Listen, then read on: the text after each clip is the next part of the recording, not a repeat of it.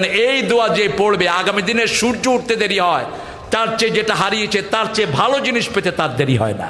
পড়েন আল্লাহুম্মা আজিরনি ফি মুসিবতি আখলিফ লি খায়রাম মিনহা। আল্লাহুম্মা আজিরনি ফি মুসিবতি আখলিফ লি খায়রাম মিনহা।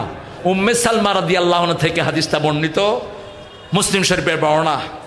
উম্মে সালমা রাদিয়াল্লাহু আনহা একজন ধনী রমণী ছিলেন।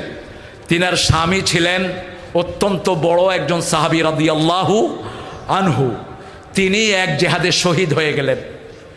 তিনি চিন্তা করলেন, আমি আমার স্বামীর চেয়ে শ্রেষ্ঠ স্বামী আর কখনো হয়তো পাবো না। কিন্তু এই দোয়া তিনি পড়া শুরু করলেন। রাসূল সাল্লাল্লাহু আলাইহি ওয়াসাল্লাম বলেন, এই দোয়া যে পড়বে আগামী দিনে সূর্য উঠতে দেরি হয়, তার চেয়ে যেটা হারিয়েছে তার চেয়ে ভালো জিনিস পেতে তার দেরি হয় না।